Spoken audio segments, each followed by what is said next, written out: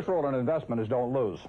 And the second rule in investment is don't forget the first rule, and that's all the rules there are. I mean, if you buy things for far below what they're worth, and you buy a group of them, you basically don't lose money. Warren, what do you consider the most important quality for an investment manager? It's a temperamental quality, not an intellectual quality. You don't need tons of IQ in this business. I mean, you have to have enough IQ to get from here to downtown Omaha, but you do not have to be able to play three-dimensional chess or be in the top leagues in terms of bridge playing or something of the sort. You need a stable personality. You need a temperament that neither derives great pleasure from being with the crowd or against the crowd, because this is not a business where you take polls. It's a business where you think. And Ben Graham would say that you're not right or wrong because 1,000 people agree with you. And you're not right or wrong because 1,000 people disagree with you. You're right because your facts and your reasoning are right.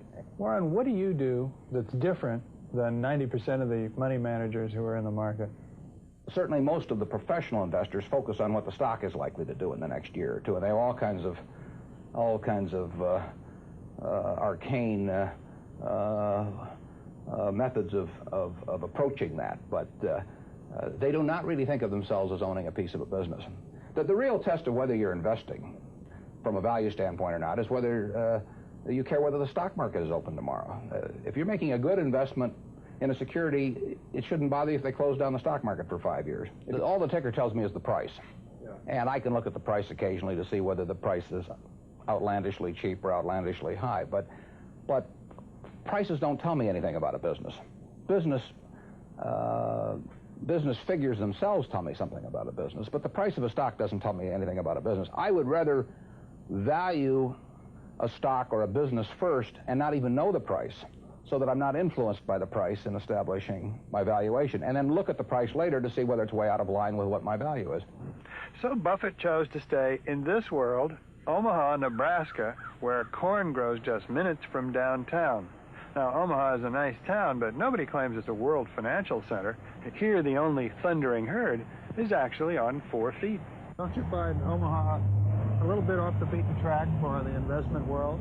Well, believe it or not, we get mail here, and we get periodicals, and we get all the facts needed to make decisions. And unlike Wall Street, you'll notice we don't have 50 people coming up and whispering in our ear that we should be doing this or that this afternoon. You appreciate the lack of stimulation here? I like the lack of stimulation. We get facts, not stimulation here.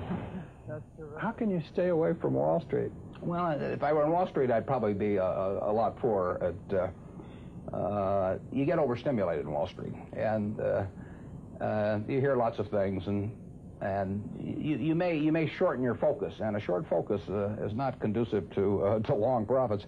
And here I can just focus on what businesses are worth, and I don't need to be in Washington to figure out what the Washington Post newspaper is worth, and I don't need to be in New York to figure out what some other company is worth. It's an intellectual process. Well, and the less static there is in that intellectual process, really the better off you are.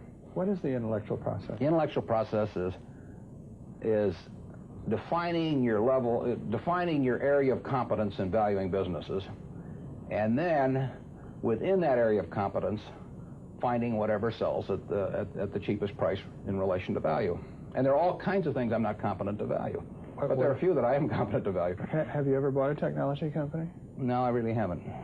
In 30 years of investing, not one? I haven't understood any of them. So you haven't ever owned, for example, IBM? Never owned IBM. Marvelous company. I mean, a sensational company, but I haven't owned IBM. And so here is this technological revolution going on, and you're not going to be a participant. Gone right past me. Is that all right with you? It's okay with me. I don't have to make money in every game. I mean, I don't know what cocoa beans are going to do. There are all kinds of things I don't know about, and that may be too bad, but why should I know all about them? I haven't worked that hard on them. In the securities business, you literally every day have thousands of the major American corporations offered to you at a price that changes daily, and you don't have to make any decisions. You have to make nothing is forced upon you. So there are no called strikes in the business. The pitcher just stands there and throws balls at you. And if you're playing real baseball and it's between the knees and the shoulders, you either swing or you get a strike called on you. If you get too many called on you, you're out. In the securities business, you sit there and they throw U.S. Steel at 25, and they throw General Motors at 68, and you don't have to swing at any of them. They may be wonderful pitches to swing at, but if you don't know enough, you don't have to swing. And you can sit there and watch thousands of pitches, and finally you get one right there where you want it, something that you understand, and then you swing. And so you might not swing for 6 months. You might not swing for 2 years. Isn't that boring? It would bore most people, and certainly boredom is a problem with most professional money managers. If they try to sit out an inning or two, not only do they get somewhat antsy, but their clients start yelling, "Swing, you bum!" from the stands, and that's very tough for people to do. Warren, your approach seems so simple. Why doesn't everybody do it? Well, I think partly because it is so simple. That the academics, for example, focus on